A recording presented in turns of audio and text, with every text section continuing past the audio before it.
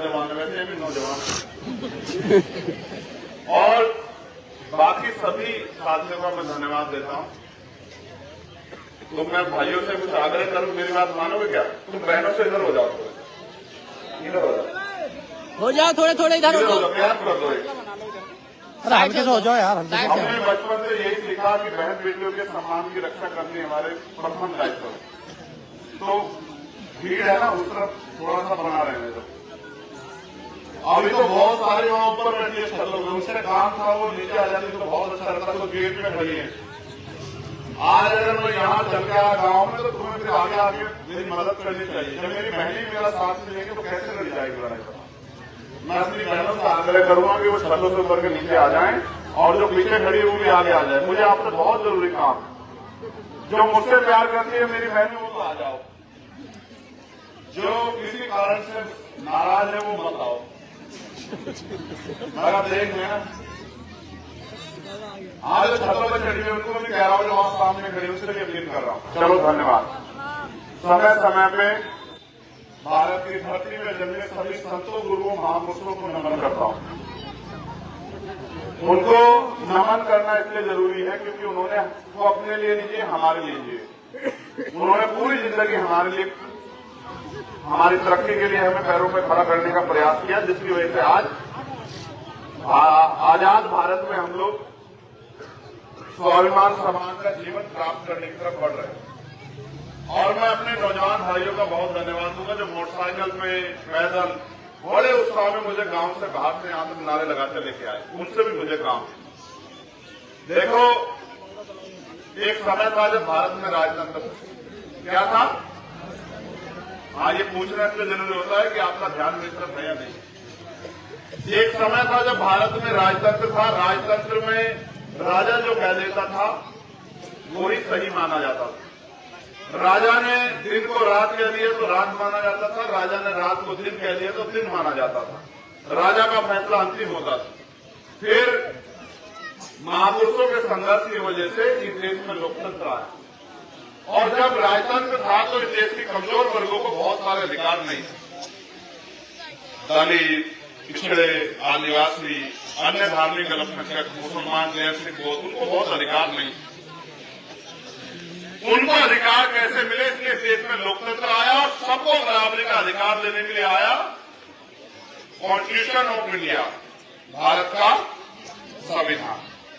वो संविधान जो हर व्यक्ति को बराबरी का अधिकार देता है, स्वाभिमान सम्मान का जीवन देता है, सबको आगे बढ़ने के अवसर देता है, जो सबकी रक्षा करता है, जो सबके धर्मों की रक्षा करता है, जो समानता की बात करता है, जो प्रेम भाईचारे की बात करता है, जो तरक्की की बात करता है, जो आपके लिए अवसर की बात करता है, अवसर की समता, जिसका अंतिम लक्ष्य यह है कि देश का हर व्यक्ति आगे बढ़ के अपने पैरों पर खड़ा हो। फिर उस संविधान में लोकतंत्र की व्यवस्था है। लोकतंत्र को समझना पड़ेगा। लोकतंत्र यानी कि जनता द्वारा जनता का शासन। लेकिन आज ऐसा है कि जिन सपनों के साथ लोकतंत्र आया था वो सपने तो पूरे हुए नहीं। जनता द्वारा जनता का शासन तो रहा नहीं, जनता के ऊपर चंद लोगों का शासन हो गया। भाई डब्बे वाले साथी,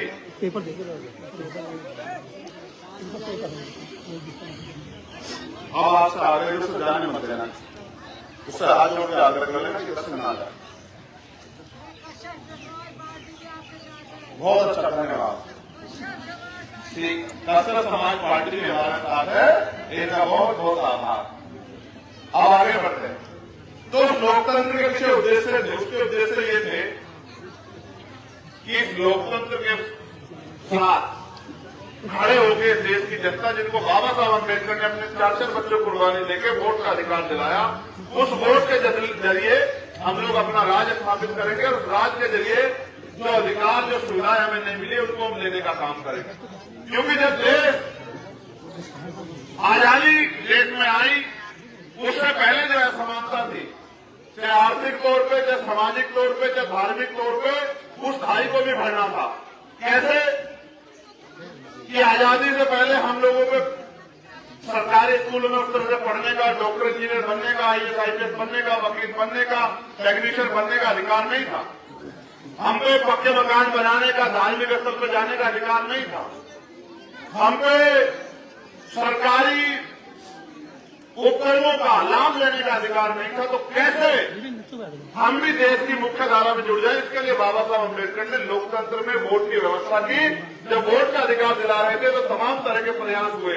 कोई कहता वोट का अधिकार उसको मिले जो लगान देता है, कोई कहता उसको मिले जिसमें बहुत जमीन है, कोई कहता उसको मिले जिसका बिजनेस है, कोई कहता उसको मिले जिसको बहुत पढ़ा लिखा है। बाबा साहब ने तर्क देके कहा कि अगर चंद लोग फैसला करेंगे तो लोकतंत्र कैसा? लोकतंत्र तो तब होगा जब हर बालिग व्यक्ति फैसला करेगा।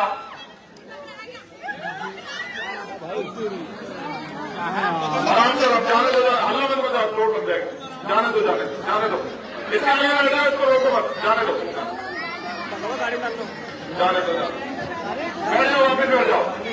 सुनो, ये भीम आर्मी के नौजवानों ने बहनों के पीछे वाली तरफ जाना बेटा, जरा अपने आप सुरक्षा करना सीखो। जाओ, यहाँ बैठो, वहां जाओ पीछे।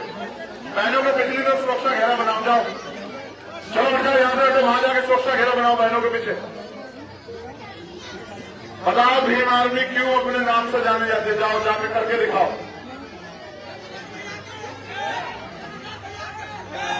एक दो लेकर सुरक्षा घेरा बना दो। अब आंधी तूफान चाहे चीता भी आ जाए, इधर नहीं आना चाहिए, समझिए ना? गुलदार भी आ जाए, पकड़ देना भाई, गुलदार को देख लेंगे बाद में, चिंता मत करो, ठीक है? बैठ जाओ, बैठ जाओ, बैठ जाओ। फिर वरना बात का वो किरकिरा हो जाएगा। बिठा दो भाई, बिठा दो, बिठा दो।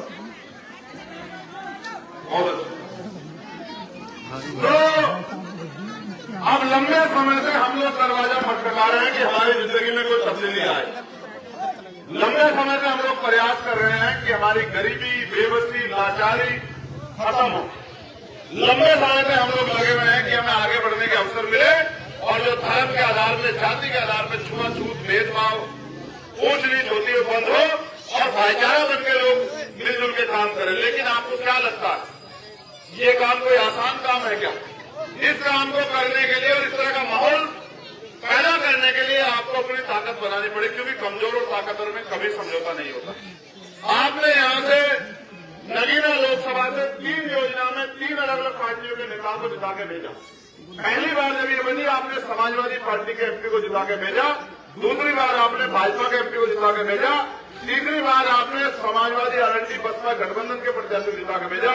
3 लोग यहां से आपकी वोट लेके गए और दिल्ली की कुर्सी पे जाके बैठ गए। मैं आपसे जानना चाहता हूं, क्या उन तीनों लोगों ने आपके हक की लड़ाई लड़ने का काम किया? क्या वो तीनों लोग एमपी बनने के बाद आपकी बस्ती में आए आपके हाल जानने के लिए? क्या उन्होंने कभी आपकी सड़कें, आपका भूखा पेट, आपके टूटे मकान, बिना पलस्तर के मकान, कच्चे मकान, आपको तमाम तरह की मुसीबतों में घिरे देख के आपकी लड़ाई लड़ी? मुझे आप कैसे जानते हो? कैसे जानते हो आप लोग मुझे? फोन पे जानते हो? इसलिए जानते हो किसी मैं नेता का बेटा हूं, कोई पैसे वाला व्यक्ति नहीं, या इसलिए जानते हो कि मैं आपके अपने बीच का संघर्ष करने वाला व्यक्ति? किसलिए जानते हो? किसलिए जानते हो बताओ जोर से। मैं गूंगी बहरी फौज का नेता बनना चाहता हूं क्या? नहीं। ये गूंगी बहरी फौज कहां से लाए हो? गूंगी बहरी फौज आपने नेता भी ऐसे बनाए, ना आप बोलते ना नेता बोलता, तो फिर कैसे आपकी लड़ाई सरकार आपकी समस्या दूर कर दे? जब तक आप बोलोगे नहीं तो सुनेगा कैसे? सुनो, एक और कहावत सुनो। ये कहावत है कि जब तक बच्चा रोता नहीं, माँ भी उसके भूखे पेट को नहीं देखती। जब वो रोता है तब माँ को एहसास होता है कि उसका पेट भूखा है। बताओ आपकी जिंदगी में खुशहाली है या नहीं है? बताओ। क्या आपको जमीन अधिकार मिल रहे नहीं मिल रहे? बताओ। क्या आपको नौकरी और तमाम तरह के अधिकार मिल रहे हैं क्या? क्या आपके घरों और तमाम तरह की मुसीबतों के लिए सरकार ने सोचा है क्या? क्या पढ़ लिख के जो नौजवान बेरोजगार घूम रहे हैं उनके लिए कोई सोच रहा है क्या? मैं अभी जिस गांव से आया, मुझे तकलीफ के साथ कहना पड़ेगा, गांव के बाहर मुझे 12-13 महिलाएं मिली। मैंने उनसे पूछा कि आप कहाँ गए? उन्होंने मुझे बताया कि वो यहाँ कोई फैक्ट्री है जिसमें काम करते, जहाँ उसमें वो बनते हैं, क्या बनते हैं? कसौरे। मैंने उनसे पूछा कितने पैसे मिलते हैं? उन्होंने कहा 4,500 रुपए। मैंने पूछा कितने घंटे की ड्यूटी है? उन्होंने कहा 8 घंटे की। मैंने उनसे पूछा कि बहनों को छुट्टी है? तो उन्होंने कहा नहीं। मैंने कहा अगर आपको रुकना पड़ जाए किसी काम की वजह से फिर क्या होगा? तो उन्होंने कहा पैसे कट जाएंगे। आप महसूस करो, इस जिंदगी को जिंदगी मानते हो क्या? 4,000 का मतलब 4,500 का मतलब 30 से गुणा भाग करके देखना कितना बैठता, एक दिन का कितना? 150 रुपए। 150 रुपए मजदूरी है क्या? देखो मुझे नहीं पता कंपनी किसकी है, मगर ये शोषण है। यहां न्यूनतम वेतन कम से कम 500 रुपए दैनिक होना चाहिए। अगर कोई भी किसी काम को करेगा तो 500 रुपए से मिलेंगे, कम से कम 500 रुपए मिलेंगे। दुनिया में ऐसी व्यवस्था है, भारत को छोड़ के, क्योंकि भारत के नेताओं को, भारत की सरकार को गरीबों की कोई परवाह नहीं है। देखो 2 तरह के जीवन हो गया, एक अमीरों का, एक गरीबों का। अमीरों का क्या है? बड़ी बड़ी गाड़ियां, बड़े बड़े स्कूल, बड़े बड़े हॉस्पिटल, तमाम तरह की सुविधा उनके हिस्से में। और गरीबों के हिस्से में सरकारी स्कूल जहां पढ़ाई नहीं हो रही है, सरकारी अस्पताल जहां इलाज नहीं हो रहा है, और अधिकार सुविधा विहीन जीवन। अब इस जीवन में बदलाव कैसे हो? आप बदलाव चाहते नहीं चाहते? बताओ। नहीं, ऐसे नहीं है, जोर में बनाओ। कितने लोग चाहते? हाथ खड़ा करो, नीचे करो। बिना कुछ करे बदलाव हो सकता है क्या? अगर आप कोई पौधा भी लगाओगे तो उसकी समय समय पर सुरक्षा। किसान फसल लगाता है ना, तो पहले बीज बोता है, फसल हो जाती है, बताओ। तो अगर आप अपने जीवन में परिवर्तन चाहते हो तो आपको पहले बीज लगाना पड़ेगा। बीज कैसे लगता है लोकतंत्र में? कि आपको वोट की ताकत से अपने किसी व्यक्ति को ताकत देनी पड़ेगी। जब आप वोट की ताकत अपने किसी व्यक्ति को दोगे तो फिर वो ताकतवर होगा। जब वो ताकतवर होगा तो कलम की ताकत आएगी, तब वो बीज कुछ करेगा। देखो बहुत सारी तमन्ना लेके हम लोग घूम रहे कि कुछ करके दिखाए, कुछ करके दिखाए, कुछ करके दिखाए, लेकिन वो तभी संभव है जब आप इस लड़ाई को लड़ने का अवसर हमें दो। आज किसान को फसल के दाम नहीं मिल रहे हैं, किसान की फसल में आवारा पशु, गुलदार, तमाम तरह की मुसीबतें हैं, प्राकृतिक मार है, कभी ओला पड़ जाता है, कभी बारिश, कभी गैर हवा। मजदूर को न्यूनतम वेतन नहीं मिल रहा है, मजदूरी नहीं मिल रही। भारत तो एक ऐसा देश है कि दुनिया में तो जानवर बिकते हैं, यहाँ इंसान सुबह जाते हैं लोग चौराहे पे बिकने के लिए। कोई आता है पैसे वाला, खरीदता है, 400 रुपए 300 रुपए देता है, शाम के टाइम कहता है जावे तेरा काम खत्म हो गया। अब इन सब समस्या का इलाज, इन सब समस्याओं का हल, क्योंकि बाबा साहब अम्बेडकर कहते थे जिनका दल नहीं होता उनके पास बल नहीं होता, जिनके पास बल नहीं होता उनकी समस्याओं का हल नहीं होता। हल चाहिए तो बल पैदा करो। लोकतंत्र में बल वोट से पैदा होता है। बाबा साहब अम्बेडकर ने वोट का अधिकार दिलाने के साथ कहा कि आज मैंने रानी का पेट काट दिया है, आज के बाद राजा बैलेट बॉक्स से तैयार होगा, आपकी वोट से तैयार होगा। आप पे वोट है, आप चाहो तो चंद्रशेखर आजाद को दिल्ली कुर्सी बिठा दो और चाहे दिल्ली कुर्सी बैठे व्यक्ति को जमीन पे पटक दो। ये आपकी वोट में ताकत है, ये आपके पास है। क्योंकि चाहे वो आपकी वोट हो या मेरी वोट हो या प्रधानमंत्री की वोट है, मुख्यमंत्री, वोट एक ही गिनी जाएगी। अगर आप चाहते हो कि नगीना में कुछ बदलाव हो, अगर आप चाहते हो नगीना के बच्चों, नौजवानों के लिए रोजगार के अवसर पैदा हो, यहाँ इंडस्ट्रियल एरिया लगे और 10-15 हजार रुपए का रोजगार इन बच्चों को, भाइयों को मिले। अगर आप चाहते हो जो पहले सरकार के पास खाली है वो नौकरियां दलित पिछड़े वर्ग के बच्चों को मिले। अगर आप चाहते हो सरकार का डंडा ऐसा चल रहा है कमजोर वर्गों पे, ये डंडा चलना बंद हो। अगर आप चाहते हो जिनको जमीन मिले तो फिर अपनी राजनीतिक ताकत बनाओ, क्योंकि ये देने का काम सरकार के हाथ में है, इसके अलावा से कोई नहीं दे सकता। अगर आप चाहते हो कि बहन बेटियों के लिए अच्छे स्कूल बने, उनको नौकरी करने की अवसर मिले, उनके लिए अच्छी जो है कंपनियां लगे जहां वो 12-15 हजार रुपए का रोजगार कर सके, तो फिर आप अपनी ताकत बनाओ। अगर आप चाहते हो कि मेहनत मजदूरी, अभी तो खेतों में जाकर मेहनत मजदूरी करनी पड़ती है, तब 150-200 रुपए मिलते हैं, जिंदगी से मुक्ति चाहते हो, अगर आप गरीबी बेबसी खत्म करना चाहते हो तो फिर अपने भविष्य के बारे में फैसला लो। उनके बारे में मत सोचो जो चुनाव के बाद आपके बारे में नहीं सोचते, उनके बारे में मत सोचो जो सिर्फ आप लोग चुनावी रिश्ता रखते हैं।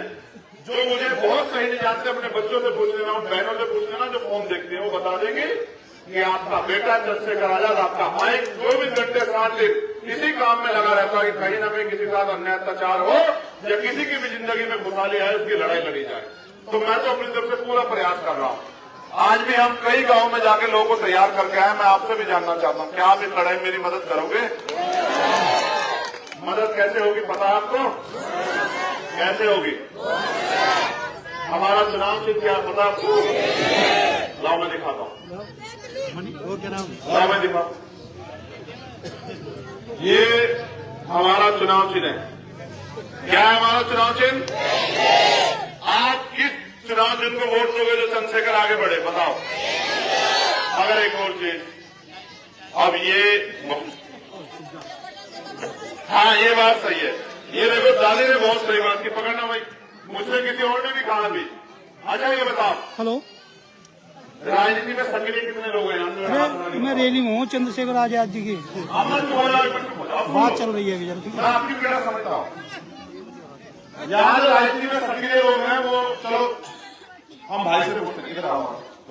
विपिन, विपिन, ये बताओ 2022 के विधानसभा चुनाव में यहाँ से मुंशी रामपाल जीत गए थे, हार गए? ईमानदार फिर हारेंगे डालने से। देखो मेरी बात सुनो, विपिन मुझे बताने का, अरे वो बताना जो बात है, जो सच है वो सच है। सच ये है कि यहाँ से आपके विधायक जीते थे मुंशी रामपाल, मैं उनको नहीं जानता मगर वो जीते। घोषणा भी होगी, टीवी में भी आ गया कि 300 कुछ वोट से। सर मैं जो कह रहा हूँ ना वो सच है, मैं जो कह रहा हूँ सच है। ये काउंटिंग मुझे बताना, मैं जो आपसे कह रहा हूँ, जीत गए थे वो, लेकिन सरकार ने उनको अपने डंडे के जोर से हरा दिया। उनको भी हरा दिया, आपको पता है? उनको भी हरा देते क्या नाम उनका? नई मोशन रामपुर वाले को हरा देंगे, एक और जीते। स्वामी ओमेश को भी कहा कि यहाँ से भाग जाओ, तुम्हें हरा देंगे। ओमेश ने कहा, सुन लो मेरी बात, कि मेरी लाश तो यहाँ से जा सकती है, लेकिन मैं अगर जाऊंगा तो सर्टिफिकेट लेकर जाऊंगा। तब जाके उनको जिताना पड़ा। और एक और बात, कड़वी मगर सच, उनका समाज मजबूत है और उनका समाज उनके साथ खड़ा था, इसलिए स्वामी ओमेश लड़ पाए। मैं आपसे बता रहा, मेरी बात सुन लो, आपको समझ आए। अगर वोट की चोरी उस तरह हो रही होती ना, तो फिर वही जीतता जो जीता है आज। फिर डंडे का जोर नहीं लगाना पड़ता। और सुनो, चोरी किनके घरों में होती है? जिनका पहरेदार कमजोर होता है, जिनका पहरेदार मजबूत होता है, उनके घर में चोरी होती है क्या? मैं उदाहरण देके बताता हूँ। क्या एसएसपी साहब के घर में चोरी हो सकती है क्या? डीएम साहब के घर में चोरी हो सकती है क्या? क्योंकि उनका पहरेदार मजबूत है। और आपका पहरेदार, मैं आपको ईमानदारी से कहता हूँ, आपका बेटा भाई होने के नाते हमारा डंडा और झंडा दोनों बहुत मजबूत। वोट की चोरी तो दूर की बात, अगर आपको जैसे कहा जाता ना बूथ कैप्चर कर लिया, बूथ रोक दिया, अगर कहीं किसी ने ऐसी गलती भी कर दी तो उसको चंद्रशेखर आजाद सपने में याद आया करेगा। इस बात को आप याद रखना। कोई अहंकार नहीं है, कोई घमंड नहीं है, लेकिन अगर कोई अपने आप को ताकतवर मान के हमारे लोगों को डराने धमकाने का काम करेगा, दलितों को, पिछड़ों को, मुसलमानों को, ईसाइयों को, जैनों को, बुद्धिस्टों को, हर उस गरीब आदमी को जो जिसके साथ अन्याय हो रहा है, अगर कोई डराने काम करेगा तो उसको चंद्रशेखर आजाद से लड़ना पड़ेगा। ये बात याद रखें नगीना में सब लोग। इसलिए मैं आपसे बात, आप ये मत कर रहा हो कि आप वोट दोगे चंद्रशेखर चल जाए कहीं और। आपकी एक वोट 2 में तो कितनी हो सकती है, ठीक है, मगर आपकी एक वोट को चोरी नहीं कर सकता। चोरी हो जाएगी तब अपने खून को कहना, मैं दूंगा जवाब। आप समझ गए? क्या आपका पहरेदार कमजोर है? जब आपका पहरेदार कमजोर है तो क्यों चिंता कर रहे हैं भाई? देखो मैं आपको अपने आंखों देख के बताता हूं। एक नेताजी चुनाव जीत के डीएम साहब ने पूछा फैक्ट्री चलानी है या मेयर बनना है? नेताजी ने कहा फैक्ट्री चलानी, उनका भी लंबे हो जाओ, तो नेताजी लंबे हो गए। देखो मेरी बात सुनो, ये लोकतंत्र है।